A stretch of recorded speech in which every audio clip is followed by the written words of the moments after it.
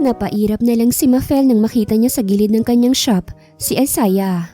Si Isaiah yung kanyang ex na isang mafia boss. Kinakailangan nilang maghiwalay dahil sa mga ang kanilang palaging nagkakaaway, lalo na ang kanilang mga ama.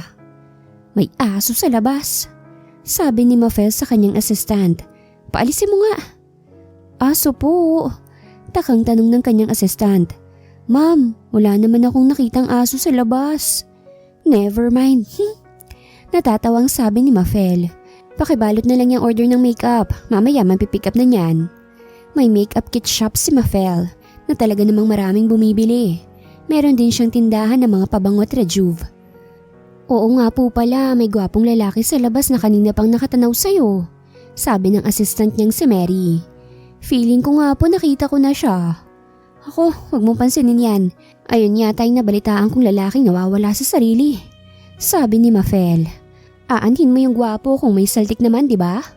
Sa bagay nga ho. Sagot ni Mary. Ito po pala yung pagkain niyo, ma'am. Salamat. Sabi ni Mafel. Kumain ka muna dyan bago ka pala magbalot. Doon na lang muna ako sa office ko. Kapag may problema, tumawag ka lang kagad. Sumilip muna si Mafel sa labas pero wala na dun sa Isaiah. Nagkibit-balikat na lang siya bago pumasok sa kanyang opisina. Napatalon siya sa gulat nang makita dun si Isaiah na prente ang pagkakaupo. Anong ginagawa mo rito? Kunot noong tanong niya. Oo nga pala, isa kang mafia boss. So ba't ka nandito? Break na tayo, di ba?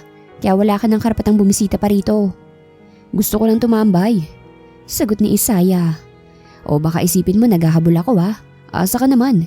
Hindi ka naman tumatakbo para habulin kita. Ang dami mong sinabi. Wala naman akong sinabi kahit na ano Sabi ni Mafel. Hindi tambayan tong office ko, okay? Doon ka tumambay sa underground nyo. Malayo dito na lang. Sagot ni Isaiah at nahiga sa sofa. Ngayon ka palang kakain? Hindi ako concerned baka mag-assume ka kasi. Magulang mo kasing kawawa kapag nagkasakit ka. Hindi pinansin ni Mafel ang lalaki. Naupo lang siya sa swivel chair niya at nagsimulang kumain. Oo nga pala, kumain na ako. Alam ko kasing nag-aalala ka sa akin kaya sinabi ko na rin. Sabi ni Isaiah. Kaya tumikwas ang isang kilay ni Mafel. Naligo na rin ako at nagpunas ng pawis at uminom na rin ako ng vitamins ko. Anong pakialam ko? Masungit na tanong ni Mafel. Hindi mo kailangang mag-update sa akin. Kahit bumulagta ka ngayon dyan, wala akong pakialam sa'yo. Ang lakas mo Makapagsalita parang hindi patay na patay sa abs ko. Sabi ni Isaiah at umirap. O sige, di na ako kakain at iinom ng vitamins ko. Magpapabaril na lang din ako sa mga kalaban. Sige lang, ayos lang pala sa iyong mamatay na ako May cookies and cream ako sa ref kung gusto mo kumuha ka lang. Sabi lang ni Mafel. Mabilis na napatayo sa Isaiah.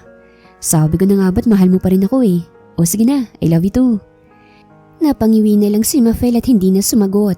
Kumuha si Isaiah ng cookies and cream ice cream sa maliit na ref ng dalaga sa opisina. Hindi ako busy mamaya, sabi ni Isaiah. Gusto mo kain tayo sa labas? Hindi date yun Mukha kasing wala ka ng pera kaya ililibre na kita. May pera ako kaya hindi ko na kailangan ng libre mo. Sagot ni Mafel. Alam mo Isaiah, tigilan mo na ako. Ayaw mo naman sigurong dumanak ang dugo sa pamilya natin, di ba? Doon tayo mag-date sa isla ko, sabi ni Isaiah. Bumalik na si Xavier kaso may amnesia. Naiinip siya sa isla dahil ayaw raw siyang kausapin ni Oscar. Nagiging cold mode muna si Oscar para daw bumalik ang alaala ni Xavier. Totoo? Masayang tanong ni Mafel. O sige pero doon ako kila Xavier. Ayoko nang sumama sa'yo at masama na kapag nalaman na maangkan natin. Kung ako lang kaya kitang ipagtanggol sa kanila, sabi ni Isaiah. Ikaw kasi tong mabilis sa sumuko Natigilan naman si Mafel dahil sa sinabi ni Isaiah. Naiipit ako sa sitwasyon natin Isaiah. Baka hindi talaga tayong para sa isa't isa. Sigurado naman ako makakahanap ka rin ng ibang babaeng magmamahal sa'yo. Alam ko, sagot ni Isaiah. Pero tsaka na, baka kasi maisipan mong magmakaawa sa aking balikan ka. O kawawa ka naman kapag hindi kita binalikan tapos konsensya ko ba kapag tumanda kang dalaga. Di naman ako ganun kasamang tao. Ibang klase pa rin ang kabaliwan mo? Iiling-iling na sabi ni Mafel. Tinapos ni Mafel ang kanyang pagkain bago siya uminom. Hinugasan niya ang kanyang pinagkainan bago kumuha ng ice cream at maupo sa tabi ni Isaiah. Ex ni daddy ang mami mo, sabi ni Mafel. Tapos yung daddy mo hindi pa rin makamove on sa alitan nila ni daddy. Si daddy naman may konting galit pa rin sa daddy mo dahil mga agaw daw siya. Ewan ko ba sa dalawang matanda na yun? Kulang na nga lang pag-untugin silang dalawa ng mga nanay natin. Yung mga angka naman natin, mga sawsawero at sawsawera. Kaya mas lalong lumalaking away eh. Iibahin na nga natin ang generation nila. Tapos sisirain pa nilang love story natin. Sabi ni Isaiah. Baka naman type ng mga tatay natin ang isa't isa. Sinamaan ng tingin ni Mafel ang lalaki. Umalis ka na nga lang, bukas na tayo magkita para pumunta sa isla. Ang bilis mo namang magdesisyon, sabi ni Isaiah. Siguro sobrang gustong-gusto mo na ako makasama kaya bukas mo na kagad gustong pumunta sa isla ko. Wag kang assuming, masungit na sabi ni Mafel sa lalaki. Si Xavi ang gusto ko nang makita. Asa ka namang miss na miss kita? Naiirita na nga ako sa presence mo dahil palagi kang nakabantay o di kaya nakasunod sa akin. Loh, assuming ka? Destiny lang talaga kung nasan ka, naandun din ako. Sabi ni Isaiah. Tsaka kung naiirita ka, ba't mo ko tinatabihan? Ayaw pa kasing umamin. Gusto mo, barilin ko yung mahangin mong utak? Banta ni Mafel dito. Umalis ka na nga, dami mong kahanginang dinadala sa opisina ko. Mamaya na ako alis, baka mamiss mo kasi ako eh. Hirit na naman ni Isaiah. Ang mahal-mahal kaya ng gasolina. Napahilot si Mafel sa sentido niya. Bakit nga ba kita pinatulan? Lintik kang lalaki ka. Ewan ko nga rin eh. Bakit nga rin ba kita pinatulan?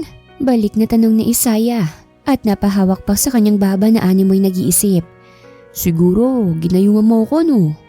Hindi na lang kumibo si Mafel dahil sigurado naman siyang wala siyang panama sa lalaking nasa harapan niya. Maya-maya nga lang ay lumabas na ng opisina si Mafel para mag-asikaso sa labas. Sakto namang maraming customers ang pumasok. Perfect talaga itong mga cosmetics mo, sabi sa kanya ng kanyang suki. Nagustuhan din ng mga friends ko eh, at dito na raw sila bibili simula ngayon. Thank you po. Nakangiting tugon ni Mafel. Inasikaso ni Mafel ang kanyang iba pang customers hanggang sa unti-unti na silang maubos. Ma'am, ang dami niyo na namang kita, sabi ni Mary. Ibang klase talagang tiwala sa'yo ng mga customers niyo. Natawa si Mafel. Thank you rin sa hard work mo. Dahil dyan, maaga ng out mo mamaya. Yan ang gusto ko sa'yo, mami. Nakangiting sabi ni Mary. Nang sumapit ang bandang alas 5, ay nagpaalam na si Mary. Nagsimula na rin magligpit si Mafel dahil magsasara na rin siya maya-maya. Tulungan na nga kita, sabi ni Isaiah na kalalabas lang ng opisina ni Mafel. Baka sabihin mo parang hindi kita minahal. Kaya kung mag-isa kahit wala ka, pwede ba? Sabi ni Mafel at inirapan ito. Huwag ka nang pabebe. Dati sabi mo kapag nawala ako hindi mo kakayanin. Sabi ni Isaiah. Ay nako, ibang klase talagang kagwapuhan ko. Kalokohan yan, Isaiah. Hindi yan kagwapuhan. Masungit na sabi ni Mafel sa kanya. Hindi na sumagot sa Isaiah at nagpatuloy na lang sa pagliligpit. Pagbilan mo nga ako nitong mga makeup mo, sabi ni Isaiah bago manguha ng tig-isa. May pagbibigyan lang ako. See? Sabi ko naman sa'yo, di ba? Makakahanap ka rin ng babaeng mapapa sa'yo. Sabi ni Mafel. Andali mo naman akong kalimutan. Sabi mo maghanap na ako. Sabi ni Isaiah. Medyo may nagiging crush na ako eh. At mukhang deserve niya yata ng makeups. Tumangulang si Mafel bago i-punch yung mga binili ni Isaiah. 2,857. Nag-abot naman ng 3,000 sa Isaiah bago kuhanin ang mga binili niyang nasa paper bag. Here's your change. 143. Sabi ni Mafel. Bahagyang natigilan si Mafel nang ma-realize niya ang kanyang sinabi. Ang katumbas kasi ng 143 ay I love you. Sabi ko na nga ba't mahal mo pa rin ako eh. Sabi ni Isaiah. Oo na, I love you too na rin. Inirapan niya ito. Malandi kang lalaki ka ano? Ngumisi si Isaiah bago ibigay sa kanyang paper bag na may lamang makeup na binili nito. Sa'yo ko na ibibigay, sabi ni Isaiah kay Mafel. Dahil sinabihan mo naman akong I love you, deserve mo yan. Wag na, bigyan mo yan sa sinasabi mong crush. Sabi ni Mafel. Kaya ko rin namang bumili ng ganyan. Sa'yo na nga, sabi ni Isaiah. Sige na, mas love naman kita kaysa dun sa sinasabi kong crush ko. Umirap lang si Mafel bago tanggapin ang ibinibigay ni Isaiah. Maya-maya nga lang ay nagsarado na siya. Hatid na kita, sabi ni Isaiah. Alam kong wala kang dalang sasakyan ngayon. O sige, sabi ni Mafel. Sumakay ang dalawa sa sasakyan at agad namang nag-drive sa Isaiah patungo kila Mafel para ihatid to. Daan tayong drive-thru para sa pagkain natin, sabi ni Isaiah bago iliko sa McDo ang kotse. Anong pagkain? Ang usapan, ihahatid mo lang ako. Sa lubong ang kilay na sabi ni Mafel. Masyado ka ng Hokage moves ha? Aba, anong oras na kaya? Alam mong may acid ako, kaya bawal akong malipasan ng gutom. Sabi ni Isaiah. Ano? Gusto mo na agad ako mamatay? Ganyan na ba kabatong puso mo pagdating sa akin? Napasimangot si Mafel. Ang lawak naman ng imagination mo, unggoy ka. Sige na, bumalik ka na ng pagkain natin. Malawak namang ngumiti ang lalaki na parabang nanalo to sa loto. Nang makabilis si Isaiah, ay diniretso niya na ang sasakyan patungo sa bahay ni Mafel. Kain na tayo, sabi ni Isaiah habang inaayos ang pagkain sa sala. Huwag ka mahiya. Ikaw ang dapat mahiya, sabi ni Mafel bago maupo. Masyado ka ng feel at home ha. Sus, dito nga tayo gumagawa ng milagro sa sala eh. Walang prenong sabi ni Isaiah. Nag-init naman ang pisngi ni Mafel. Malakas niyang hinampas si Isaiah sa braso nito. Bastos yung bunganga mo ha.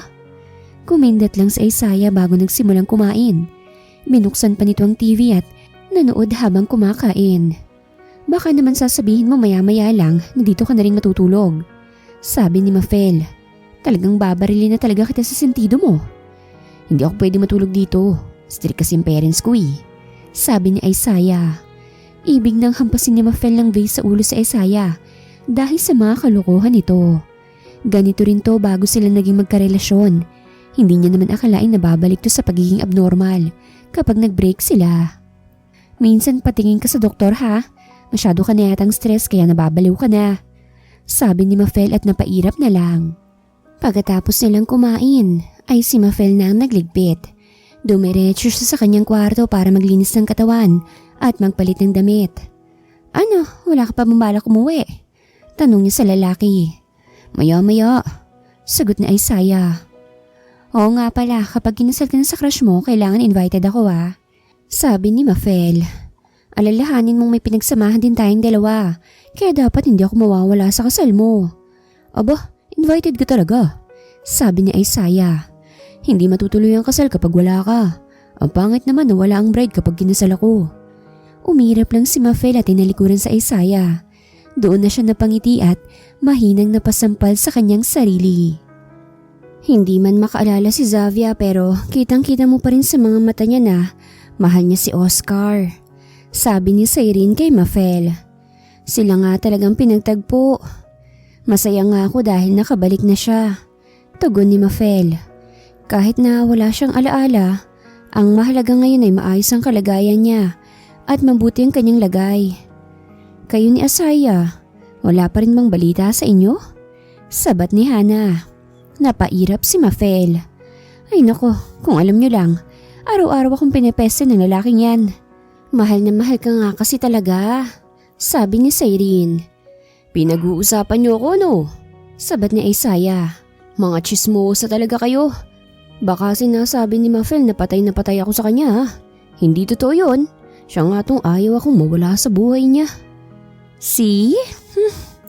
Napairap si Mafel. Mababaliw na ako sa kakaintindi sa kabaliwan niya. Loh, ikaw nga tong gusto akong palaging nasa tabi mo, sabi ni Isaiah. Sa inis ni Mafel ay sinuntok niya sa tiyan si Isaiah. Kinuha niyang kanya kinakain at lumapit sa tabi ni Xavier. Nagustuhan mo bang luto ko? Tanong ni Mafel sa babae. Oo, sagot ni Xavier. Ngayon lang ako nakatikim ulit ng masarap na pagkain eh. Hindi ko nga alam kung ipagpapasalamat ko bang pagdukot sa akin ni Oscar o hindi. Ngumiti si Mafel. Masaya akong maayos ang lagay mo. Huwag kang mag-alala, masaya rin ako, sagot ni Xavier at humagikik pa. Pagkatapos kumain ay umalis na sila Mafel sa bahay nila Xavier. No choice siya kung hindi ang sumama kay Isaiah. Ayaw naman kasi niyang maabala ang quality time ng kanyang mga kaibigan sa mga mahal nito. Ikaw na naman? Nanlulumong sabi ni Mafel habang naglalakad. Nagsasawa na ako sa pagmumukha mo. Di pumikit ka. Masungit na sabi ni Isaiah. Ang sama-sama mo sa akin. Hindi pinansin ni Mafel ang kaartehan ng lalaki at inunahan lang ito sa paglalakad. 20 minuto silang naglalakad bago sila makarating sa bahay ni Isaiah. Agad pumasok si Mafel sa loob at naupo. Kapagod, sabi ni Mafel. Init-init pa. Siyempre, nandito ako kaya sobrang hot ng araw ngayon. Mahanging sabi ni Isaiah. Sasagutin pa lang ito ni Mafel kaya lang hindi natuloy nang tumunog ang kanyang cellphone. Napatayo si Mafel nang makitang ang ama niya ang caller. Huwag ka maingay tumatawag si Daddy. Sabi niya sa lalaki. Kapag ito nang kinala, babarilin kita sa ulo mo. Tumango lang si Isaiah. Nasaan ka? Tanong kagad ng kanyang ama. Ang sabi ng assistant mo, nagbakasyon ka raw? Opo, sagot ni Mafel. Gusto ko mag-relax muna po, nakakapagod kasi.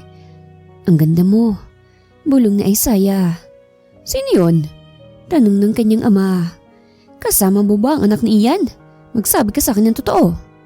Mabilis na binunot ni Mafel ang baril na nasa tagiliran ni Isaiah at itinutok sa alaga ng lalaki. Namutla naman si Isaiah at hindi nakagalaw. Daddy, sila na pong kasama ko, sabi ni Mafel. Kahit tawagan niyo pa po sila, hindi ko po kasama si Isaiah. Siguraduhin mo lang Mafel ha. Alam mo na mangyayari kapag nalaman kong kasama mo yan, sabi ng kanyang ama. Yun lang, mag-iingat ka. Sige po, tugon ni Mafel. Ibinaba niya ang tawag bago samaan ng tingin sa Isaiah na mukhang hindi na yata humihinga pa. Sa susunod na guguluhin mo pa ako habang kausap kong daddy ko. Ipuputo ko na talaga to sa alaga mo, sabi ni Mafel bago ibalik ang baril sa tagiliran ni Isaiah. Habol hininga naman si Isaiah bago haplusin ang kanyang alaga. Baby, are you okay? Muntik na kayong mawala sa akin. Inirapan lang ni Mafel ang lalaki bago siya tumayo't nagtungo sa kwarto. Binuksan niya ang aircon bago patalong humiga sa kama at natulog. Sa kabilang banda naman ay si Isaiah hindi pa rin gaanong makaget over sa ginawa ni Mafel sa kanya. Mukhang hindi ko na pwedeng asarin si Mafel bulong ni Isaiah at napahinga na lang ng malalim. Sumandal siya sa sofa at pumikit hanggang sa makatulog siya. Nang magising si Isaiah hindi na gaanong katirikan ng araw. Napagdesisyonan niyang manghuli ng isda para sa hapunan nila ni Mafel. Hinubad niya ang kanyang mga suot at tinira lang ang kanyang boxer shorts. Kinuha niya ang kanyang gagamitin sa pangingisda bago magtungo sa mabatong bahagi ng dagat. Pumwesto siya doon at doon namingwit. Ang hot ko talaga, mahanging sabi ni Isaiah sa kanyang sarili. Konti lang ang nahuhuli niya mula sa kanyang pwesto, kaya naisipan niyang tumalon sa dagat at siya na mismo ang manghuhuli gamit ang dalapan niyang panghuli ng isda. Mga bandang 5:00 ay tsaka pa lamang umahon si Isaiah. Naglakad siyang pabalik sa bahay, bitbit ang mga gamit niya at ang baldeng may lamang iba't ibang klaseng isda. Pagpasok niya sa bahay ay nadatnan niya si Mafel na nakaupo sa sofa at mukhang kagigising lang. Lumingon to sa gawin niya. Ang hot ko, di ba? Nakangising sabi ni Isaiah bago magpusing. Gusto mo nito? Paghirapan mo, aba. Pero kung mapilit ka, o sige ibibigay ko na ng libre. Napangiwi si Mafel. Bakit kaya hindi na nalunod yung kahanginan mo sa dagat ano? O kaya ikaw na lang sanang nalunod para mas masaya. Sinadya ko talagang hindi malunod dahil alam kong lunod na lunod ka sa pagmamahal ko sa'yo ngayon, sabi ni Isaiah. Naaawa rin kasi ako sa'yo eh. Di pa nga tayo kasal, biyuda ka kagad. At sino naman may sabing pakakasalang kita? Masungit na tanong ni Mafel kay Isaiah. Hiwalay na tayo at hindi tayo pwede. Kaya manahimik ka na lang dyan na unggoy ka. Kumagat labi sa Isaiah. Hindi mo ako pakakasalan? Ang low class mo naman pala kung ganun. Kapag hindi ka pa tumigil dyan sa mga pinagsasabi mo, dadamputin ko tong baril mo at tuluyan ko ipuputok dyan sa alaga mo. Banta ni Mafel. Sabi ko nga iluluto ko na lang itong mga nahuli kong isda para sa hapunan natin, sabi ni Isaiah. Di ka pa man buntis, mainit na ang ulo mo sa akin. Mga babae nga naman. Naligo muna si Isaiah at nagbihis bago siya nagtungo sa kusina at linisin ang kanyang mga nahuli. Ang hirap naman maging mabait na asawa, bulong na Isaiah. Tignan mo, puro sugat ng kamay ko dahil sa lintik na palikpik ng mga isda. Anong binubulong-bulong mo dyan? Tanong ni Mafel na kapapasok lang ng kusina. Pati ba naman mga isda hindi mo pinapalampas sa pagiging baliw mo? Puro sugat na kasi yung kamay ko. Reklamo ni Isaiah at ngumuso. Mamamatay na ako nito. Ang uwi mo, no? Komento na lang ni Mafel.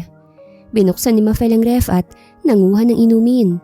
Kumuha rin siya ng tinapay bago maupo at panoorin sa Isaiah na makipag-away sa isda habang kumakain siya. Ako nahihirapan dito tas ikaw. Tamang kain lang.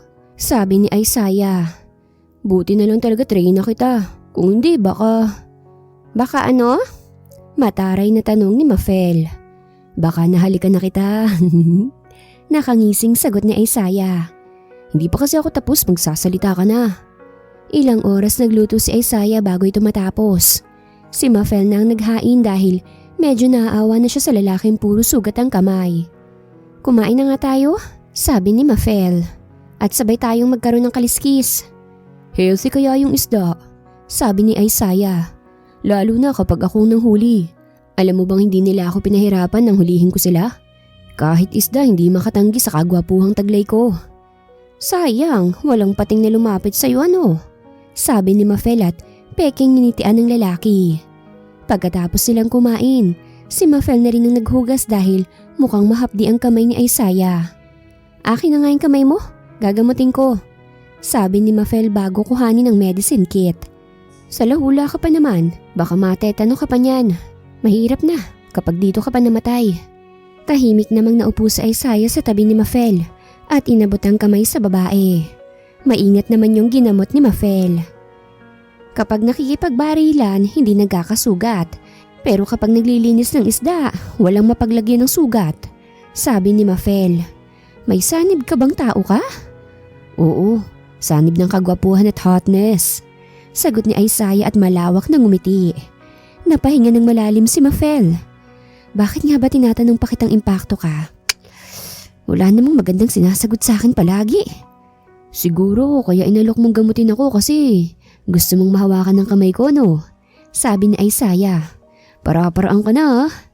Siguro kapag binuhusan ko ng alkohol ang sugat mo, matatahimik ka na no?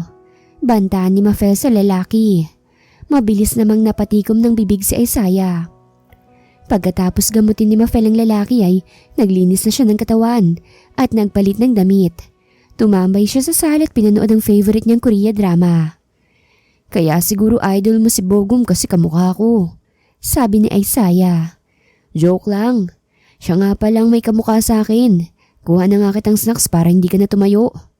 Nagtungong kusina si Isaiah at kinuha ng pagkain si Mafel. Naghiwa na rin siya ng mga prutas at pinagsama-sama yun sa isang malaking bowl. Kinuhanan niya rin ng malaking bottled water ang babae. Eto ng pagkain mo, mahal na rin na. Sabi ni Isaiah at nilapag yun sa lamesa. Salamat, sagot na lang ni Mafel. Sana TV na lang ako no, para nasa akin din ang atensyon mo. Sabi ni Isaiah. Nagkatinginan ng dalawa nang makarinig sila ng kaluskos mula sa labas. Sumeryoso naman ang mukha ni Isaiah bago tumayo't kuhanin ang kanyang barel. Lakasan mo yung volume ng TV at huwag kang lalabas, sabi niya kay Mafel. Dumaan sa backdoor si Isaiah at walang ingay na pinuntahan ng pinanggagalingan ng ingay. Nakita ni Isaiah ang dalawang lalaking nakatalungko at nakasilip sa bintana. Sino kayo? Malamig na tanong na Isaiah at tinutukan ng dalawa ng barel. Naistatwa naman ang dalawang lalaki. Napag-utusan lang kami. Kinakabahang sagot ng isa. Oo nga ho.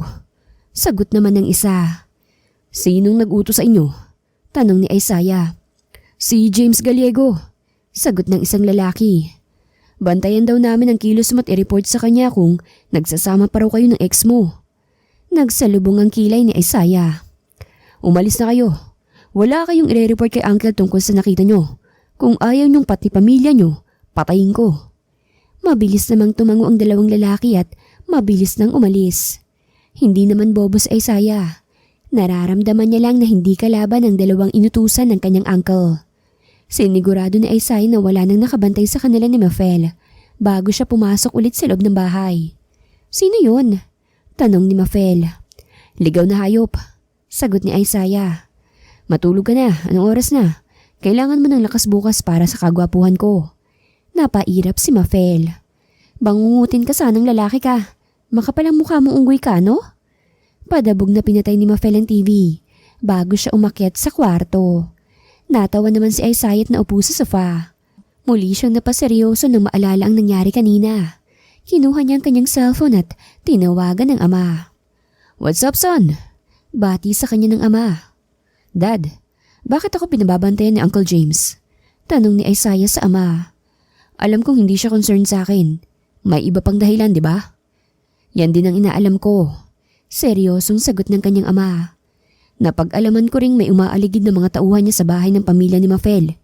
Hindi ko rin alam kung anong tumatakbo sa isip niya. Pero alam kong may masama siyang plano." "Dad, pwede bang bantayan mo muna siya habang may inaasikaso ako?" Pakiusap ni Isaiah sa ama. "O sige," tugon ng kanyang ama. "Mag-iingat ka. Alam kong magkasama kayo ni Mafel ngayon." Alam mo na, gwapo kasi ako, Dad." Nakangising sagot ni Isaiah. "O sige na, Dad, balitaan mo na lang ako kung anong kabaliwan na naman ang gagawin ng kapatid mong Abno." "O sige na rin at iwasan mo muna si Mafel dahil mas lalong gugulo ang sitwasyon kung pareho kayong makulit." Pinatay agad ni Isaiah ang tawag. Kapag ganun ang usapan, hindi niya pinakikinggan ang nagsasalita, kahit pa mga magulang niya. "Akin lang si Mafel." Nakangising sabi ni Isaiah bago ibaba ang kanyang cellphone. Panibagong araw na naman kasamang isang baliw. Bulong ni Mafel at napahinga ng malalim. "Iintindihin na naman kita at hahabaan ko na naman ang pasensya ko sa'yo." "Hindi mo naman ako matitiis kasi mahal mo ko eh." Hagikik ni Isaiah. "Umamin ka na, ako lang naman to." Napahinga ulit ng malalim si Mafel at hindi na inintindi ang lalaki. Lumabas siya ng bahay at naglakad patungong bahay nila Hana. Kailangan niya ng stress reliever at baka mabaliw na rin siya kagaya ni Isaiah. "Hana, mababaliw na ako." Sumbong niya sa kaibigan. "May gamot ka ba dyan na pampalinaw ng utak?" Nakakapagod intindihin ng kabaliwan ni Isaiah eh. "Balikan mo na kasi para tumino ulit ang utak," sagot ng kanyang kaibigan. "Kapag naging kayo ulit, magiging matured ulit yun." "Pwede bang barilin ko na lang siya tapos kunwari self-defense?" sabi ni Mafel. "Halata naman kasing mahal mo pa si Isaiah. Bakit hindi mo pabalikan?" tanong ni Hana. "Ayoko kasing dumanak ang dugo." Natatawang sagot ni Mafel. "Alam mo na, dahil sa mga angka namin kaya pareho kaming nasasaktan. Kung mahal niyo talagang isa't isa, ipaglaman yung pagmamahalan niyo sa mga angka niyo," sabi nito. "Sayang din ang love story niyo. Malapit na nga kayong ikasal eh." Hindi ko na nga rin minsan alam ang gagawin ko. Napahinga ng malalim si Mafel. "It's hard to choose between Isaiah and my family. Bakit ba kasi sa angka ng mafia ako pinanganak?" "Mali. Bakit kasi ex ng daddy mo ang mami ni Isaiah?" Natatawang sabi ni Hana. "Hindi nagkatuluyan ng daddy mo at mami niya, kaya kayo magtuloy ng love story. Hindi nagkatuluyan ng mga magulang, di magkakatuluyan ng mga anak. Gaga ka talaga." Natatawang sabi ni Mafel. "Ang ganda kasi ng mami ni Isaiah di ba? Nagkagusto rin ng daddy niyo nila Xavier sa kanya. As far as I know, barkada ng mami ni Isaiah ang mga tatay at nanay natin." "True, pero nahulog lang sa leader nilang Cold, which is dad ni Isaiah," sabi ni Hana. "Oh, pinagchichismisan niyo na naman ang kagwapuhan ko ah." Sabat ni Isaiah na kapapasok lang ng bahay nila sa Irene. "Ay, goodness, may baliw," nasabi na lang ni Hana. "Nasa basement si Cleo at inaayos sa mga baril niya. Doon ka dumiretso. Aasarin mo na naman tong si Mafel eh." "Di ko naman inaasar yan," sagot ni Isaiah. "Ayaw pa kasing aminin na patay siya sa akin." "Araw-araw na lang akong nakikipagsapalaran sa kahanginan niya," sabi ni Mafel. "Konti na lang talaga't mababaril na kita eh." "Alam niyo ba, tinutukan niya na baril ang itlog ko," kwento na Isaiah. "Natakot nga ako kasi akala ko hindi ko maikakalat ang lahi ko." "Sayang, hindi pinutok ni Mafel," sabi ni Hana. Di sana tapos na yung problema niya." Ang sasama nyo.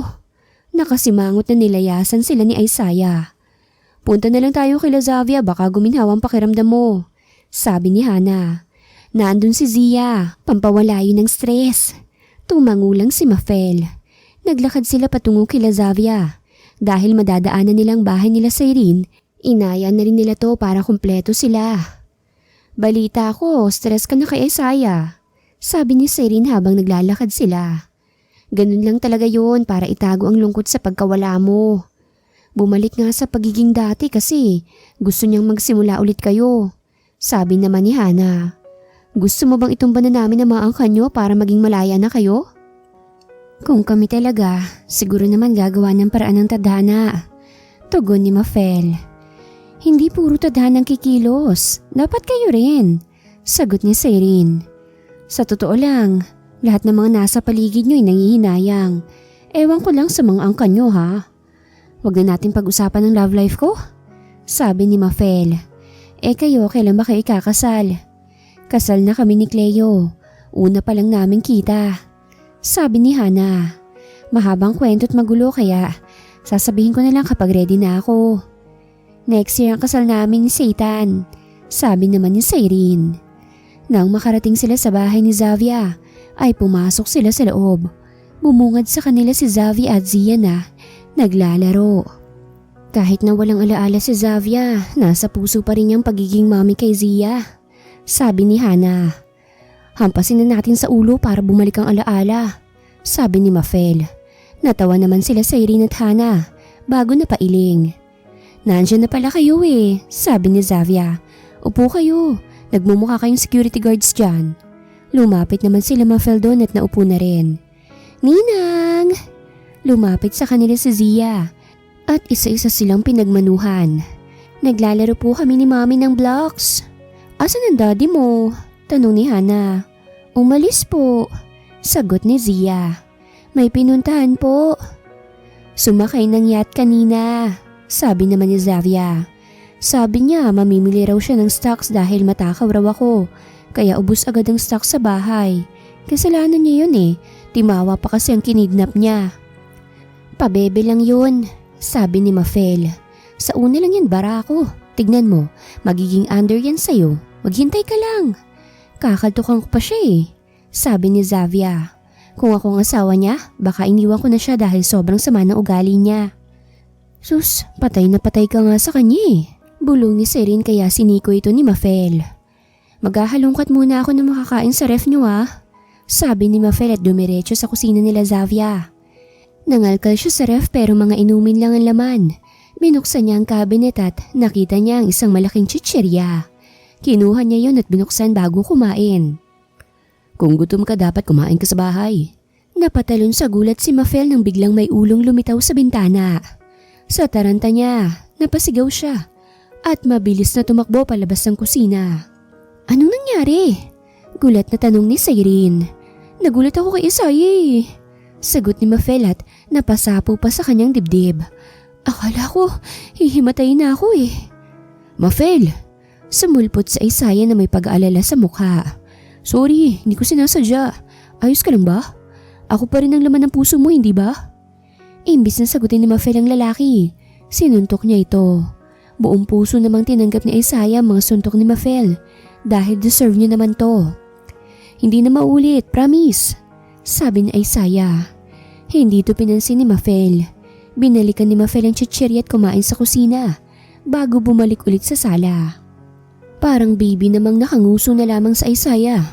Alam niyang hindi siya papansinin ni Mafel hanggat trip nito dahil may kasalanan siya. Kakausapin niya sana ito ulit, kaya lang napatigil siya nang tumunog ang kanyang cellphone. Lumabas sa Isaiah ng bahay nila Oscar bago sagutin ang tawag. Dad, matamlay niyang bati rito. Mukhang kaanib ng uncle mo ang kalaban niyang mafia, sabi ng kanyang ama. Ako nang bahalang umayos ng tungkol dyan.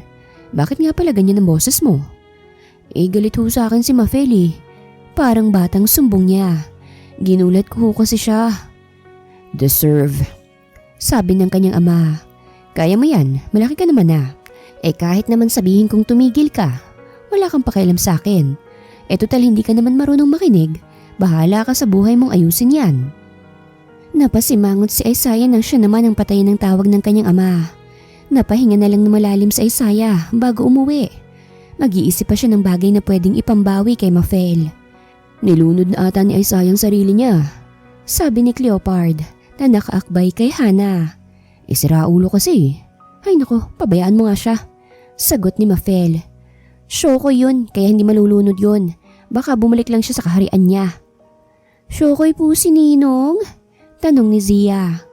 Pogi po kaya si Ninong kaya hindi siya shokoy. Nag-iibang anyo lang yun sa araw, tugon ni Mafel. Napahinto sila sa pag-uusap nang dumating si Oscar. Ang dami nitong dala. Parang binili na nito ang buong grocery store. Pengi! Sabi ni Mafel at kumuha ng mga tinapay at chichirya. Di ka kasama sa budget ko. Masungit na sabi ni Oscar. Para lang to sa mag-ina ko. Madamot ka, mabaril ka sana. Masungit na tugon ni Mafel. Ay nako, huwi na ako. Pumunta ako dito para pagaanin ang mood ko. Tapos may isa pa rin dyan na panira lang. Masama talagang ugali niyan. Sang-ayon ni Xavia. Dapat dyan sumasama kay Isaiah na malunod eh. Natawa na lang si Mafel bago lumabas ng bahay. Dala ang kanyang mga hiningi kay Oscar na masungit. Nang makarating siya sa bahay ni Isaiah, ay nadatnan niya ito sa kusina na may kung anong ginagawa. Anong ginagawa mo dyan? Masungit niyang tanong rito. Halo-halo, sagot nito. Ginagawang kita ng halo-halo dahil may nagawa akong kasalanan sa'yo. Gumawa rin ako ng banana cue kaso mukhang nasunog ng konti. Wala ka ng stocks kaya nanguha ko kila Oscar, sabi ni Mafel. Mamalengke ka na nga. Oo, bukas, tugon ni Isaiah. Ito ng halo-halo mo. Naupo naman si Mafel at tinikman yung halo-halo na pwedeng pangtatluhan dahil sa laki at dami ng sangkap. Salamat, sabi ni Mafel. Sorry kung nasuntok kita ikaw kasi. Akala ko may babaril na sa akin dahil sa gulat. Sorry din, malambing na sabi ni Isaiah. Hindi na maulit, di na kita aasarin. Tumango si Mafel. Saluhan mo ako dito sa halo-halo, hindi ko naman ito mauubos. Nakangiting sumalo naman sa kanya si Isaiah na may hawak ng kutsara. Hindi ka na talaga galit sabi ni Isaiah kay Mafel. Ayoko kasing galit ka. Okay na sa inis, wag lang galit. Hindi na. Nakangiting sagot ni Mafel. Wag ka na mag-alala dyan, hindi naman ako marunong magtanim ng galit. Sige nga, kiss mo na nga ako, sabi ni Isaiah at ngumuso. Tumaas naman ang isang kilay ni Mafel bago halikan sa labi sa Isaiah. Nagulat naman si Isaiah dahil hindi niya inaasahan na hahalikan talaga siya ni Mafel. Walang sisihan sabi ni Isaiah bago kinabig ang batok ni Mafel at pagtagpuin ang kanilang labi. Tumugon naman si Mafel sa halik ni Isaiah. Nakapagdesisyon na siya. Handa na siyang harapin ang kanyang angkan at ipaglaban sa Isaiah. Palagi siyang ipinaglalaban ni Isaiah kaya gusto niyang ipaglaban naman niya ito. Natauhan siya bigla sa sinabi sa kanya ng kanyang mga kaibigan. Ang simpleng halik ay nauwi sa matinding labanan sa kama. Parehong habol hininga ang dalawa nang matapos sila. Ito ang labang gusto ko. Tumatawang sabi ni Isaiah bago yakapin si Mafel. Bahala ka, lalo ko tang hindi pa kakawalan. Kahit dalhin pa kita sa ibang planeta, gagawin ko. Para lang masigurado kong sa tabi lang kita palagi. Handa na akong ipaglabang ka, tugon ni Mafel. Hindi ko na kayang kakulitan mo kaya mukhang no choice na ako kundi tanggapin ka na lang ulit sa buhay ko. Sus, sabihin mo, hindi mo na talaga kinayang karisma ko. Mahanging sabi ni Isaiah. Oo na Mafel, gwapo't masarap na talaga ako.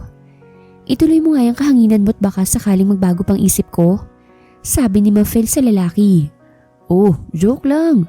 Mabilis na sabi ni Isaiah. Pahinga ka na Maf, ay second round pa. Anong second round? Manahimik ka. Sita ni Mafel at mahina itong sinuntok sa tagiliran. Nakailang rounds na tayo, maawa ka naman sa resistensyang meron ako. Natawa na lang sa Isaiah bago ikinulong si Mafel sa kanyang bisig. Tayo na ulit wala nang bawian yan.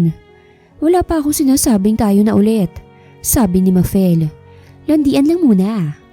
O hindi, sabi ni Daddy pala desisyon daw ako, kaya bahala na raw ako sa buhay ko, sabi ni Isaiah. Akin ka na ha. Kung ayaw mong boyfriend ako, asawa na lang.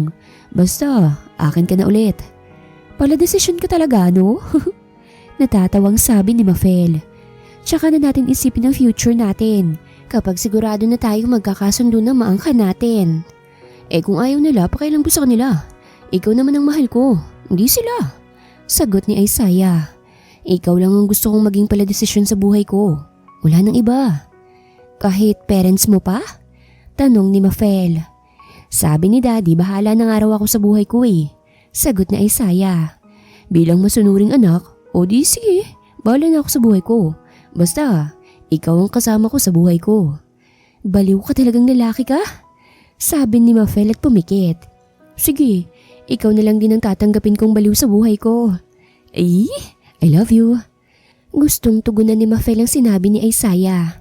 Kaya lang ay tuluyan na siyang nakatulog dahil sa pagod. Kamusta ang underground? Tanong ni Mafel sa lalaki habang kumakain sila sa office nito. Busy kasi masyado sa Isaiah sa underground dahil hinuli ng mga ito ang nagtangka noon sa buhay ni Xavia. Masaya rin si Mafel dahil bumalik na ang alaala ni Xavia at buo na silang pamilya. Kapagod, sagot ni Isaiah. Pero dahil nandito ka na, hindi na ako pagod. Mukha ba akong charger? Napairap si Mafel. Magpahinga ka rin minsan, baka matuluyan ka na niyan. Tatapusin ko lang talagang trabaho ko tapos magpapahinga ako. Sagot ni Isaiah. Ibibigay ko ng buong oras ko sa'yo, pati na rin ang pagkatao ko. Pero mag-iingat ka pa rin. Ikaw rin, baka hindi ka maikasal sa akin kapag namatay ka.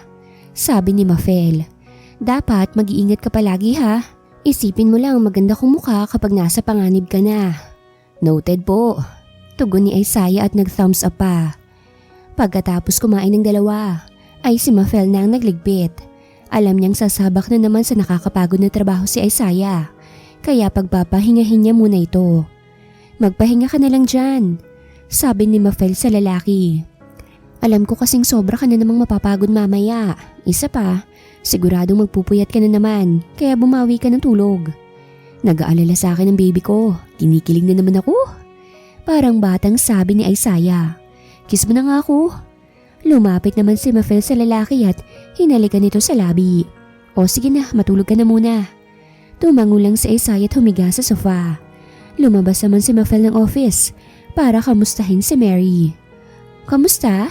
Tanong niya rito. Ayos lang po ma'am. Sagot nito at ngumiti. Dumako ang tingin niya sa labas.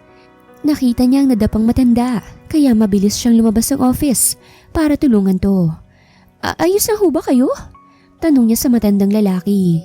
Ngumisi naman to bago siya hawakan sa braso. Mabutit hindi mo na ako pinahirapan. Ay saya! Mabilis niyang sigaw nang hilahin siya nito palapit sa isang van. Ay saya! Napabalikwas ng bangon sa Isaiah nang marinig ang sigaw ng sekretarya ni Mafel. Lumabas siya ng office nito at nakita si Mafel sa labas na hinihila ng isang matandang lalaki. Mafel! Mabilis siyang lumabas ng office. Hindi niya po pwedeng gamitin ang baril niya dahil alam niyang may iba pang kasama ang humihila kay Mafel. Mafel! Akmang hahawakan niya ito pero hindi natuloy nang may humampas na matigas na bagay sa kanyang ulo. Bumagsak si Isaiah at nawalan ng malay. May pinaamoy naman ng matanda kay Mafel kaya nawalan to ng malay. Nang magising si Mafel ay nasa isang pamilyar na kwarto na siya. Napahawak siya sa kanyang kumikirot na ulo bago bumangon. Inalala niya mga nangyari at nataranta siya nang maalala si Isaiah. Isaiah! Tarantang sabi niya bago inilibot ang kanyang paningin. Nakita niya sa Isaiah na nakahiga sa sofa at may benda sa ulo. Agad niya itong nilapitan. Tulog na tulog ito at naghihilik pa. Parang may hindi tama. Bulong ni Mafel. Inilibot niya ulit ang paningin sa silid at natigilan siya na mapagtantong silid niya ito sa bahay ng kanyang mga magulang. Iniba lang ng konti ang disenyo pero sigurado siyang sa kanila to. Lumabas si Mafel ng kwarto at hindi nga siya nagkamali. Nakarinig siya ng mga boses sa baba kaya bumaba siya. Natigilan siya at napanganga na lang nang makita ang kanilang dalawa ni Isaiah na nagkakasiyahan sa baba. Anong ibig sabihin nito? Natigilan ng mga ito't nabalingon sa kanya na magsalita siya. Mom? Dad? Gising ka na pala. Nakangiting sabi ng ina niya bago siya lapitan. Ang baby ko? Mami, may hindi ba kayo sinasabi sa akin? Kunot noong tanong ni Mafel. Palabas lang ang lahat. Napalingon si Mafel sa kanyang likuran. Nakita niya si Isaiah na halatang kagigising lang. Palabas lang na magkaaway ang angkan natin dahil may traidor sa bawat angkan natin at tayong target nilang dalawa. Kinakailangan nilang ipalabas ang tungkol sa pag-aaway nila. Pero nagkakaintindihan talaga mga tatay natin. Alam mo yun? Sa lubong ang kilay na tanong ni Mafel. Kailan ko lang din naman nalaman. Sagot ni Isaiah. Ang sakit ng ulo ko. Pinuruhan pa talaga ako sa ulo eh. Sorry naman, sabi ng pinsan ni Isaiah. Hindi ko naman kasi alam na totoong baril ang inabot sa akin ng daddy ni Mafel. Dapat sinabi niyo na lang. Nakasimangot na sabi ni Mafel bago lapitan si Isaiah. Sinaktan niyo pa kaming dalawa ni Isaiah. Hindi niyo alam kung gaano kahirap intindihin ang kabaliwan ni Isaiah dahil sa ginawa niyo. Tama, sang-ayon ni Isaiah. Mafel naman, hindi mo naman pala dapat kailangang sabihin yung tungkol sa kabaliwan ko. Maarte kasi yung mga ama niyo, sabi ng ina ni Mafel. Hindi na ulit mauulit yon dahil mawawala na rin sila ng mga asawa. Oo nga, sang-ayon ng ina ni Isaiah. Kumain na nga kayong dalawa, huwag kayong mag-alala dahil happy-happy na tayong lahat. Natigilan ng lahat ng pabagsak na bumukas ang pinto at iniluwal no ng Uncle James ni Isaiah na duguan. May hawak tong baril at nakatutok sa kanila. Anak ng teteng, buhay ka pa rin? Tanong ng ama na Isaiah. Ilan bang buhay mo? Isa ka bang Illuminati? Hindi ako papayag na masaya kayo, sabi nito. Ang bitter mo naman, sabi ni Mafel at umirap. Ang ganda-tanda mo na eh. Mamamatay kayong lahat. Galit na sabi nito at nagpaputok. Mabilis namang bumunot ng baril ang ama ni Mafel at binaril to. Lingid sa kaalaman nila ay may lumipad pa ring bala sa gawing ni Isaiah. Napasapo na lang sa Isaiah sa kanyang tagiliran at napadaing. Putik naman, happy ending na eh. Nangihinang sabi nito. Dalhin niyo na ako sa ospital. Tinamaan niya ang vital organs ko. Isaiah! Tarantang sabi ni Mafel bago siya daluhan. Bakit hindi mo inilagan? Itatamaan ka eh. Sagot ni Isaiah. Ayos lang ako. Hindi ka okay eh. Naiiyak na sabi ni Mafel. Dali na natin siya sa ospital, bilis! Hindi alam ni Isaiah pero nawalan agad siya ng malay. Binuhat naman siya ng ama niya at isinakay sa sasakyan. Halos 20 minutos ang biniyahe nila bago makarating sa ospital. Dinala agad sa operating room sa Isaiah. Sila Mafel naman ay naiwan sa labas. Halos mapuno ang hallway dahil sa dami nila. Umuwi na muna kayo, sabi ng ama ni Isaiah sa mga angkan nila. Babalitaan na lang namin kayo. Umuwi ng mga ito. Pati na rin ang angkan nila Mafel ay nagsiuwi na rin dahil mukhang nakakaistorbo sila masyado sa mga pasyente at ibang tao sa ospital. Ayos lang si Isaiah, sabi ng ina ni Isaiah bago yakapin si Mafel. Huwag ka mag-alala sa kumag na yon. Huwag mong kalimutang pala desisyon siya. Kaya kahit na oras na niya, pipilitin pa rin niyang mabuhay. Tumangulang si Mafel. Halos 2 oras silang naghintay bago bumukas ang operating room. Iniluwal nun ng doktor at mga nurse na tulak ang isang stretcher kung saan nakahiga si Isaiah. Ayos na ho ang pasyente, nakangiting sabi ng doktor. Wala naman pong malalang tama sa vital organs niya. Pagod lang po siguro siya kaya nawalan agad ng malay. Nakahinga naman sila ng maluwag. Inilagay na si Isaiah sa kanyang room. Sumunod naman sila Mafel dito. Ako na pong magbabantay sa kanya, sabi ni Mafel. Ayos na po ako rito. Ibibili ka nilang muna namin ng pagkain, sabi ng ina niya. Hindi ka pa kumakain kaya baka magkasakit ka naman. Binili si Mafel ng pagkain ng kanyang ina bago umalis sa mga ito. Kumain lang si Mafel habang nakabantay kay Isaiah na wala pa ring malay at mahimbing ang tulog. Tulog ka lang dyan, kausap niya rito. Okay na rin palang nabaril ka para nakapagpahinga ka na rin. Kaso kawawa ka kasi magdudusa ka. Sakit pa naman ang tahina yan. Napailing-iling na lang si Mafel dahil mukha na siyang nababaliw. Para hindi niya matamaan ang sugat ni Isaiah, sa sofa na siya natulog kahit hindi siya gaanong kasya doon. Nang magising si Mafel ay nasa medyo malambot na kama na siya. Bumungad agad sa kanya ang mukha ni Isaiah na malawak ang ngiti. Muntik ka nang mahulog kaya binuhat na kita, sabi ni Isaiah. Mahirap na, baka mabaldog ka. Ba't mo ako binuhat? Kunot noong tanong niya. Paano na lang kung bumukang tahi mo? Ayos lang naman ako, tugon ni Isaiah. Huwag ka na mag-alala sa akin. Strong kaya ako. Oo nga pala, kaalis lang ng parents natin. Nagdala sila ng pagkain at damit mo. Kumain ka na ba? Tanong ni Mafel bago maupo sa kama. Kumain na tayo. Oo, kumain na ako, sagot ni Isaiah. Kailangan ko kasing uminom ng gamot kaya pinakain agad ako. Kahit gusto kitang hintayin. Sinigang yung ulam ko dahil bawal daw sa akin ang manok dahil malansa. Napasarap kasi yung tulog ko kaya ngayon lang ako nagising, sagot ni Mafel. Kakain lang muna ako bago ako maligo. Tiisin mo muna yung amoy ko. Ang bango-bango mo nga eh, sabi ni Isaiah bago siya halikan sa labi. Kain ka na, baka malipasan ka ng gutom. Tumayo si Mafel at kinuha ang pagkain niya bago bumalik sa kama. Kailan ka raw makakalabas? Wala pang sinabi yung doktor dahil may gagawin pa raw silang test, sagot ni Isaiah. Pati sa ospital hindi nawawala ang test. Tigilan mo kasi ang kakakislot, baka bumuka yung tahi mo. Sita ni Mafel sa lalaki. Makulit ka rin eh no? Sorry na. Nakangusong sabi ni Isaiah at nanahimik na lang. Biglang bumukas ang pinto at iniluwalo ng kanilang mga kaibigan. Bakit dito ka dinala? Tanong ni Cleopard. Dapat sa vet ka dinala. Nagsalubong ang kilay ni Isaiah. Ikaw dapat ang dalhin doon. Hayop ka na nga eh. Pati pangalan mo panghayop. Wag na nga kayong mag-away at lahat kayong magkakaibigan panay hayop, sabi ni Mafel. Zavia, mukhang masarap ang dala mo ah. Ano yan? Buko pie, sagot ni Zavia. Dinala ko para sa inyo ni Isaiah. Thank you. Nakangiting sabi niya. Ang dami niyong dalang pagkain. Ayos na rin yan para hindi na ako lumabas mamaya. Buti na buhay yan, tanong ni Hana. Wala naman daw tinamaan na vital spot, sagot ni Mafel. Pero hindi pa sure kung kailan siya makakalabas. Muntik na nga akong mamatay eh. Kaso naisip kong mawawala ng gwapong asawa si Mafel, kaya nabuhay ulit ako, sabi ni Isaiah. Iniisip ko rin na baka mapunta siya sa siraulong lalaki. Ikaw tong siraulo eh, sabi ni Serene. Akala namin napuruhan na yan kasi masyadong OA si Satan.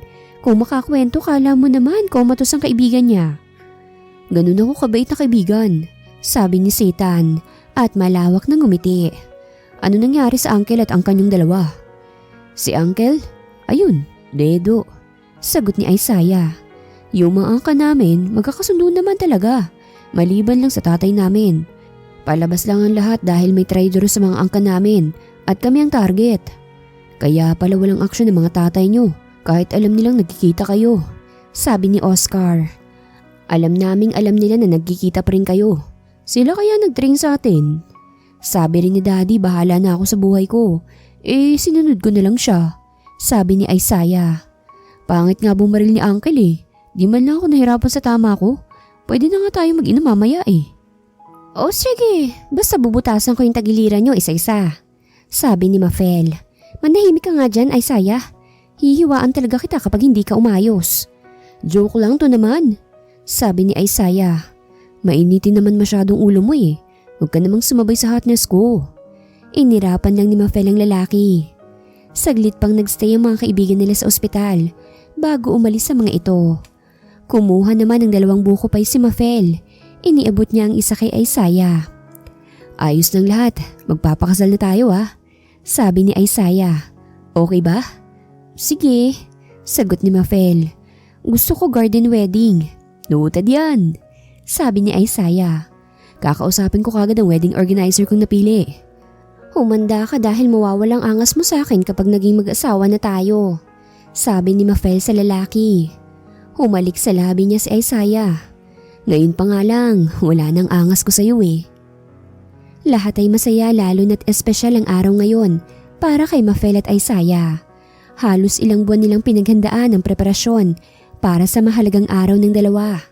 Abay, nanginginig ka pa. Natatawang sabi ng ama ni Isaiah sa kanya. O baka himatayin ka niyan ha? Dad, wag mo nang ipaalalang mahihimatay at baka mangyari. Sabi ni Isaiah. Ayos lang mga itsura ko, gwapo pa rin ba? Gwapong gwapo anak, sagot nito. Masaya ako para sa inyo ni Mafel. Sana matagalan ka niya. No choice naman po siya, sagot ni Isaiah. Napaayos si Isaiah at na-steady ang tingin sa entrance ng garden wedding. Parang huminto ang kanyang paghinga nang makita ang magandang si Mafel na nakasuot ng bridal gown. Nasa magkabilang gilid nito ang mga magulang. Ang ganda, napakaganda, mahinang bulong ni Isaiah. Naglakad si Mafel sa red carpet kasabay ng kanyang mga magulang. Iingatan mong anak namin, sabi ng ina ni Mafel kay Isaiah. Kapag ito sinaktan mo, ako mananakit sa iyong pabalik. Opo, nakangiting sagot ni Isaiah. Hindi ka sana kagaya ng daddy mo. Masungit namang sabi ng ama ni Mafel. Don't worry po, di naman natuloy ang love story niyo ni Mommy. Yung mga anak niyo naman po ang nagkatuluyan. Nakangising sabi ni Isaiah. Huwag mo nang takutin si Isaiah, sabi ng ina ni Mafel. Sana maging masaya kayo. Pumwesto mga ito sa upuan nila. Hinawakan naman ni Isaiah ang kamay ni Mafel bago silang naglakad patungong altar. Sobrang ganda mo, sabi ni Isaiah. Napakaganda talaga ng asawa ko. Maglaway ka, Nakangising sabi ni Mafel. Nagsimula ang seremonya ng kasal at taimtim lang na nakikinig ang dalawa. Lumipas sa mga oras at natapos na rin ang seremonyas. Pwede mo nang halikan ang iyong asawa, sabi ng pari kay Isaiah. Nakangiting inangat ni Isaiah ang belo ng asawa bago ito hinalikan sa labi. Nagpalakpakan naman ang kanilang mga bisita at naghiyawan. Congratulations! Nakangiting sabi ng kanilang mga kaibigan. Sayang, di tinakbuhan, sabi ni Cleopard. Di tuloy exciting. Tuturuan mo pa ng masama ang asawa ko sabi ni Isaiah. Hindi ka na invited sa reception. Masaya ako para sa inyo, ang baby ko. Lumapit ang ina ng dalawa sa kanila at pareho silang niyakap. Natawa naman si Isaiah dahil sa inasta ng kanyang ina. Oh, wag ka nang babaliw-baliw ha? Sabi ng ina ni Isaiah sa kanya. Sasamain ka na talaga sa akin. Mami, mabait ako, sabi ni Isaiah. Kailangan kong maging mabait lalo pat asawa ko na si Mafel. Baka mamaya, paliparan ako nito ng kutsilyo. Kinuhanan sila ng litrato sa garden bago sila nagtungo sa kalapit na hotel kung nasaan ang reception. Nagutom ako, sabi ni Mafel habang maganang kumakain. Kanina pa nga ako kain ng kain eh. Hindi lang ako makakain ng bongga dahil pinilit lang tong gown sa akin. Tumaba kasi ako eh. Magpalit ka na lang muna ng damit, sabi ni Isaiah sa asawa. Baka mahirapan kanyang huminga. O sige, nakangiting sabi ni Mafel. Tumayo muna siya at dumiretso sa room nila ni Isaiah. Nagpalit siya ng white dress bago bumalik sa table nila ni Isaiah at ipinagpatuloy ang kanyang pagkain. Ang ganda-ganda naman palagi ng asawa ko. Nakangiting sabi ni Isaiah habang titig na titig kay Mafel. Wala na tayong magagawa about sa kagandahan ko, tugon ni Mafel. Ang pogi mo rin naman palagi. Sus, grabe namang landian yan, sabat ni Cyrene. Tignan nyo, sabi ko sa inyo ipaglaban nyo at kayo rin ang ending eh. Buti na lang matyaga ako, sabi ni Isaiah. At gwapo. Kaya nga, thank you dahil sa kakulitan mo, malambing na sabi ni Mafel. Pagkatapos kumain ay saglit silang nagpahinga bago sila pasayawin ng MC. Tumayo ang dalawa sa gitna at sumayaw. Dati, ini-imagine ko lang to, tapos ngayon totoo ng lahat, nakangiting sabi ni Isaiah. Grabe naman kasi magpabaliw, buti na lang talaga at ako nanalo sa puso mo. Medyo baliw rin kasi ang puso ko kaya sa'yo tumibok, tugon ni Mafel. Kamag-alala, magiging mabait na asawa ko sa'yo. Anak na lang ang kulang, hagik-hik ni Isaiah. Gagalingan ko talagang performance ko para masaya. Hindi ko ba nasabi sa'yo? Buntis na ako, sabi ni Mafel dahilan para matigilan si Isaiah. Kaya tumataba ako at malakas kumain. 3 buwan na akong buntis sa anak natin, ano ka ba? Wala kang nabanggit, mahinang sabi ni Isaiah. May baby na talaga dyan sa tiyan mo? Tumango si Mafel. Oo nga. Hoy! Nabigla na lang si Mafel nang mahimatay si Isaiah. Napakamot siya sa kanyang ulo. Anong nangyari? Tanong ni Cleopard bago lapitan ng mga ito si Isaiah. Nakalimutan kong sabihin na buntis ako, kaya sinabi ko ngayon. Sagot ni Mafel. Ayan, nahimatay bigla. Natawa naman ang mga kaibigan niya bago buhatin ng lalaki. Dahil sa pagkahimatay ni Isaiah, maagang nagtungo sa hotel room nila ang mag-asawa. Anak ka ng tatay mo? Sabi ni Mafel sa asawa bago ito kurutin sa pisngi. Hindi ko naman expected na hihimatayin ka dahil lang sa salitang yun. Napahikab na lang si Mafel bago tabihan ng asawa at yakapin. Nakatulog na rin si Mafel nang hindi pa nakakapaglinis ng katawan. Nagising si Mafel nang may nararamdaman siyang humahalik sa kanyang tiyan. Akala niya aswang na. Si Isaiah lang pala. Baby, kausap nito sa kanyang tiyan. Ako si Daddy ah. Nabigla ako sa sinabi ng mami mo kaya hinimatay ako. Sana hindi mo ako ikahiya dahil lang dun ah. Natawa si Mafel kaya napatingin sa kanya si Isaiah. Hindi ka namin ikakahiya. Pero ewan ko lang sa mga nakasaksi. Iba pa kailan ko ba sa kanila? Sabi ni Isaiah. Mafel, naudlot ang ating honeymoon. Tuloy na natin. Tumingin sa oras si Mafel at nakita niyang 6:00 na ng umaga. Sa shower na natin ipush yan. Sabi ni Mafel bago bumangon. Gusto ko rin kasing itry yung sa shower. Bet ko yan. Nakangising sabi ni Isaiah bago siya buhatin patungong shower. At iyon, itinuloy ng dalawa ang kanilang naudlot na honeymoon sa ilalim ng shower. Dahil sa pagod, nakatulog ulit si Mafel. Nagising si Mafel at tanghalian na. Naghanda ako ng pagkain, sabi ni Isaiah. Dinamihan ko kasi hindi ka kumakain ng umagahan. Ako pala yung kinakain mo. Manahimik ka. Masungit na sabi ni Mafel bago bumangon. Natawa lang si Isaiah bago akbayan ng asawa. Nagtungo ang dalawa sa veranda kung saan nakahain ng pagkain at doon kumain. Kahit tanghali na ang sarap pa rin ng hangin, sabi ni Mafel habang kumakain. Hindi rin gaanong mainit dito, no? Nirequest ko ang ganitong veranda kasi mahilig kang tumambay sa veranda. Proud na sabi ni Isaiah. Ganyan kita kamahal. Imbis na sumagot si Mafel, hinalikan na lang niya ang asawa sa labi. Ang sweet naman ng couple. Napalingon ng dalawa sa kaliwang bahagi. Nakita nila sa kabilang veranda ang mga magulang ni Mafel. Ang cute niyo talaga. Nang lingunin naman nila ang kanang bahagi, nandun naman ang magulang ni Isaiah. Anong cute dyan? Masungit na tanong ng ama ni Mafel. Ang tanda-tanda mo na Marco, pero bitter ka pa rin. Sabi ng ama ni Isaiah sa ama ni Mafel. Tiklop na tiklop ka naman sa asawa mo kapag kayong dalawa lang. Manahimik ka dyan, tandang iyan. Masungit na tugon ng ama ni Mafel. Hindi kita kausap at wala akong pakialam sa'yo. Tandang iyan, ikaw ang mas matanda sa aking unggoy ka. Gorilang iyan. Manahimik nga kayo. Sita ng mga asawa nila sa kanila. Ikaw Marco, ang tanda-tanda mo na ganyan pa rin ang pag-iisip mo. Samantalang kagabi umiiyak ka pa kasi sa wakas, ikinasal na ang anak mo. Masungit na sabi ng ina ni Mafel sa asawa. Todo pa salamat ka pa nga dahil ang nakatuluyan ng anak mo ay si Isaiah. Thank you po Daddy Ian. Ngiting-ngiting sabi ni Isaiah sa ama ni Mafel. Huwag bumoses kapag hinimatay dahil lang nalamang buntis ang asawa niya. Sabi sa kanya ng ama ni Mafel kaya napasimangot na lang siya. Huwag ring bumoses kapag nahimatay dahil lang nag-I love you sa kanyang mahal niya. Sabi ng ina ni Isaiah sa ama ni Mafel kaya napairap to. Ang lakas ng loob mong asarin ng anak ko. Ikaw nga tong nahimatay dahil lang sinabihan ng I love you ng asawa. Asawa mo nga nahimatay nung sinagot mo ng yes nung nag-propose eh. Sabi ng ama ni Mafel. Ine-expose na nila mga baho nila. Bulong ni Mafel sa asawa. Pasok na lang tayo sa loob. Hayaan na natin silang magsabong dyan. Tumangulang si Isaiah. Binuksan ni Mafel ang sliding door ng veranda.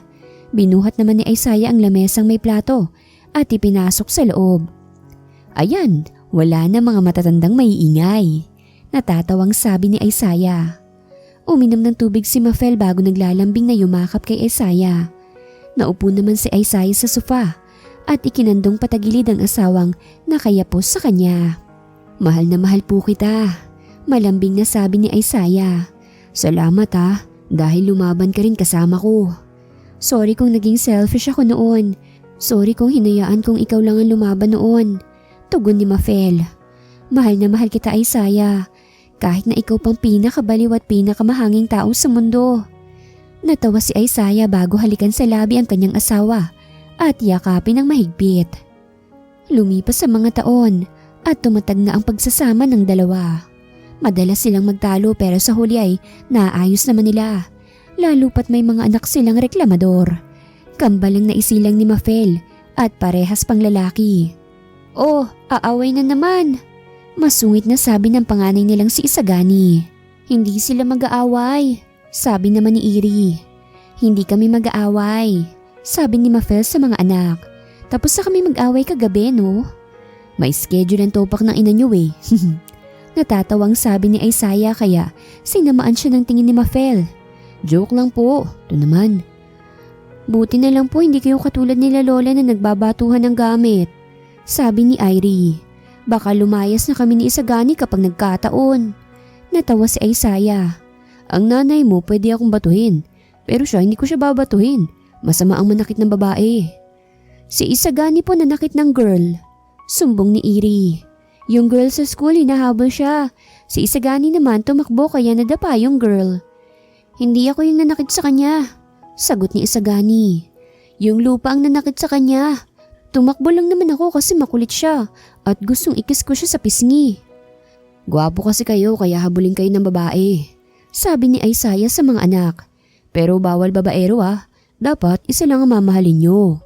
Si mami lang po ang mamahalin ko, sagot ni Isagani bago yakapin ng ina. Ang so sweet naman ng baby ko, sabi ni Mafel bago yakapin ng pabalik ang anak. Si Isagani ang masungit pero mas sweet. Si Iri naman ay kwelang bata at may schedule ang pagiging sweet. Sabi ni mami kapag babaerong lalaki kinakarma. Sabi ni Iri, hindi ako magiging babaero po. Isang babae lang po sakit na sa ulo, marami pa kaya. Natawa si Isaiah bago ikandong ang anak. Tama yan, kapag maraming babae, mas masakit sa ulo. Kaya dapat stick to one lang. Alis na po kami, paalam ni Isagani. Oras na para sumama kami kila sisters. Mag-iingat kayo, sabi ni Mafel. Isagani, Iri, ingat-ingat sa pagtawid ha? Opo. Humalik ang mga bata sa kanila bago lumabas sa mga ito. Dala ang maliliit nitong bag. Ang mga anak nila Mafel at Isaiah ay sumasama sa mga sisters sa bahay ampunan para magpamigay ng mga pagkain sa mga taong walang tirahan.